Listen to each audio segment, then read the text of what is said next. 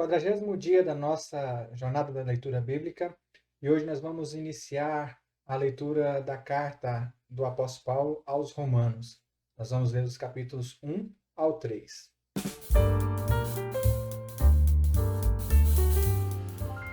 Na nossa leitura de hoje, vemos o apóstolo Paulo iniciar a sua carta aos Romanos, trazendo a saudação e dizendo o motivo pelo qual ele está escrevendo a carta, que é declarar as boas novas. E ele já começa logo no início das cartas, já nos primeiros capítulos, a dizer que todos nós somos responsáveis diante de Deus pelos nossos pecados. E depois ele continua dizendo que a justificação vem somente pela fé. Vamos então à nossa leitura. Romanos, no capítulo 1, a palavra do Senhor nos diz o seguinte: Paulo, servo de Cristo Jesus, chamado para ser apóstolo, separado para o evangelho de Deus, o qual foi prometido por ele de antemão, por meio dos seus profetas nas Escrituras Sagradas, acerca de seu filho, que, como homem, era descendente de Davi, e que, mediante o Espírito de santidade, foi declarado Filho de Deus com poder, pela sua ressurreição dentre os mortos, Jesus Cristo, nosso Senhor.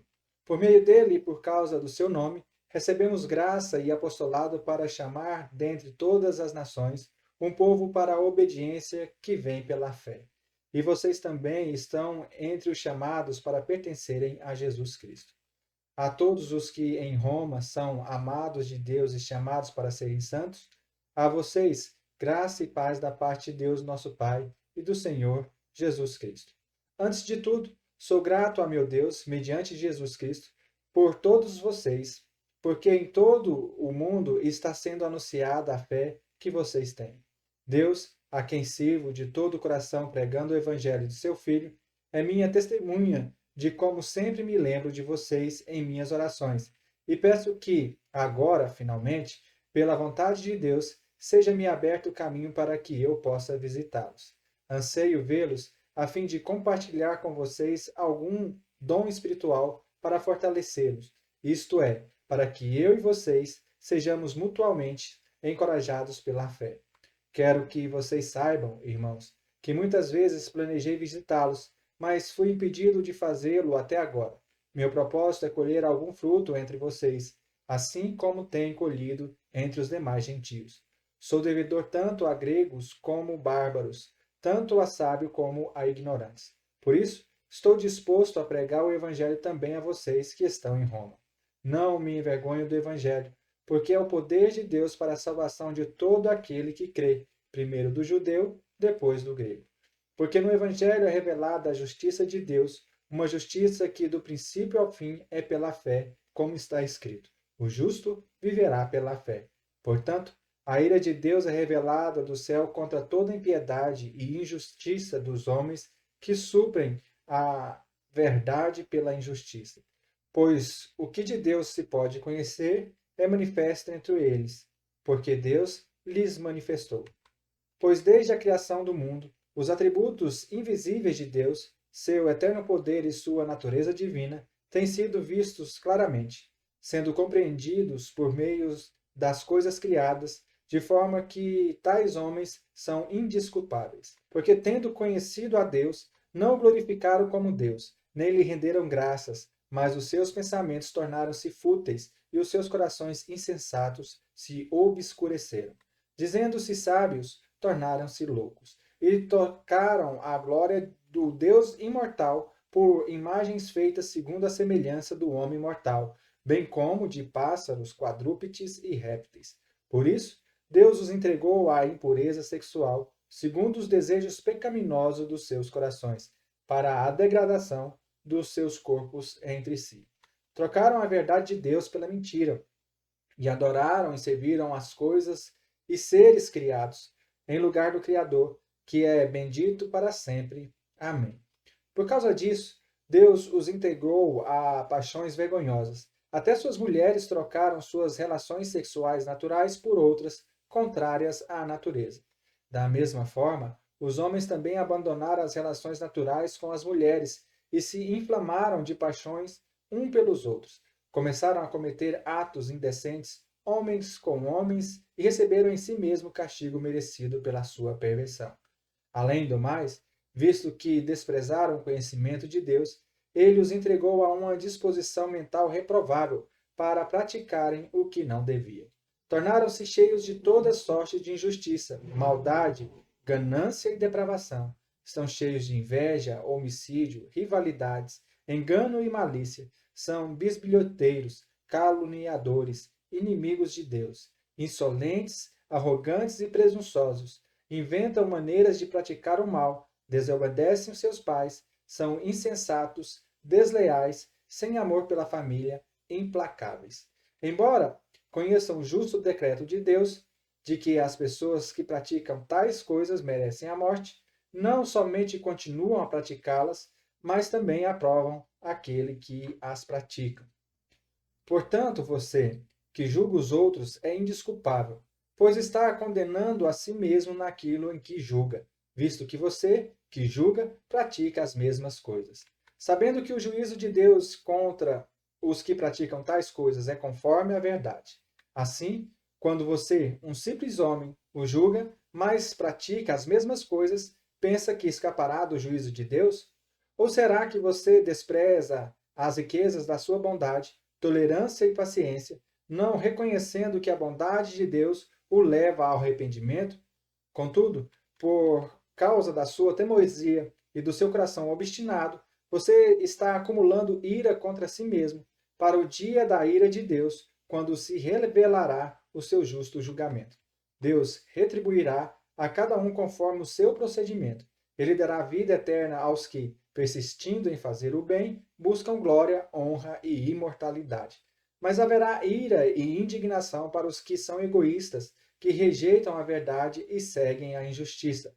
Haverá tribulação e angústia para todo ser humano que pratica o mal, primeiro para o judeu, depois para o grego. Mas glória, honra e paz para todo o que pratica o bem, primeiro para os judeus, depois para o grego. Pois em Deus não há parcialidade. Todo aquele que pecar sem a lei também perecerá. E todo aquele que pecar sob a lei, pela lei será julgado. Porque não são os que ouvem a lei que são justos aos olhos de Deus, mas os que obedecem à lei, esses serão declarados justos. De fato, quando os gentios, que não têm a lei, praticam naturalmente o que ela ordena, tornam-se lei para si mesmos, embora não possuam a lei. Pois mostram que as exigências da lei estão gravadas em seus corações. Disso dão testemunho também a consciência e os pensamentos deles, ora acusando-os, ora defendendo-os. Isso acontecerá no dia em que Deus julgar os segredos dos homens, mediante Jesus Cristo, conforme declara o meu Evangelho. Ora, você que leva o nome de judeu, apoia-se na lei e orgulha-se em Deus, se você conhece a vontade de Deus e aprova o que é superior, por que é instruído pela lei? Se está convencido de que é guia de cegos, luz para os que estão em trevas, instrutor de insensatos, mestre de crianças, porque tem a lei a expressão do conhecimento e da verdade. Então você que ensina os outros, não ensina a si mesmo? Você que prega contra o furto, furta? Você que diz que não se deve adulterar, adultera? Você que detesta ídolos, rouba-lhes os templos? Você que se orgulha na lei, desonra a Deus desobedecendo a lei? Como está escrito: o nome de Deus é blasfemado entre os gentios por causa de vocês. A circuncisão tem valor se você obedece à lei, mas se você desobedece à lei, a sua circuncisão já se tornou incircuncisão. Se aqueles que não são circuncidados obedecem aos preceitos da lei, não serão eles considerados circuncidados? Aquele que não é circuncidado fisicamente, mas obedece à lei, condenará você que, tendo a lei escrita e a incircuncisão, é transgressor da lei. Não é judeu quem o é apenas exteriormente, nem é a circuncisão o que é meramente exterior e física. Não, judeu é quem o é interiormente, e circuncisão é a operada no coração, pelo Espírito, e não pela lei escrita. Para estes, o louvor não provém dos homens, mas de Deus. Que vantagem há então em ser judeu? Ou que utilidade há na circuncisão? Muito em todos os sentidos, principalmente porque os judeus foram confiadas à palavra de Deus. Que importa se alguns deles foram infiéis? A sua infidelidade anulará a fidelidade de Deus? De maneira nenhuma. seja Deus verdadeiro e todo homem mentiroso, como está escrito, de modo que são justas as suas palavras e prevaleces quando julgas. Mas, se a nossa injustiça ressalta de maneira ainda mais clara a justiça de Deus, que diremos? Que Deus é injusto por aplicar a sua ira? Estou usando o argumento humano. Claro que não. Se fosse assim, como Deus iria julgar o mundo? Alguém pode alegar ainda: se a minha mentira ressalta a veracidade de Deus, aumentando assim a sua glória, por que sou condenado como pecador? Por que não dizer como alguns caluniosamente afirmam que dizemos: façamos o mal para que nos venha o bem? A condenação dos tais é merecida. Que concluiremos então? Estamos em posição de vantagem? Não. Já demonstramos que tanto os judeus quanto os gentios estão debaixo do pecado. Como está escrito: não há um justo, nenhum sequer. Não há ninguém que entenda, ninguém que busque a Deus. Todos se desviaram, tornaram-se juntamente inúteis. Não há ninguém que faça o bem, não há um sequer. Suas gargantas são um túmulo aberto, com suas línguas enganam. Veneno de serpente está em seus lábios. Suas bocas estão cheias de maldição e amargura. Seus pés são ágeis para derramar sangue. Ruína e desgraça marcam seus caminhos, e não conhece o caminho da paz. Aos seus olhos é inútil temer a Deus. Sabendo que tudo o que a lei diz, o diz àqueles que estão debaixo dela, para que toda a boca se cale e todo mundo esteja sob o juízo de Deus. Portanto, ninguém será declarado justo diante dele, baseando-se na obediência à lei, pois é mediante a lei que nos tornamos plenamente conscientes do pecado. Mas agora se manifestou uma justiça que provém de Deus, independente da lei, da qual testemunham a lei e os profetas.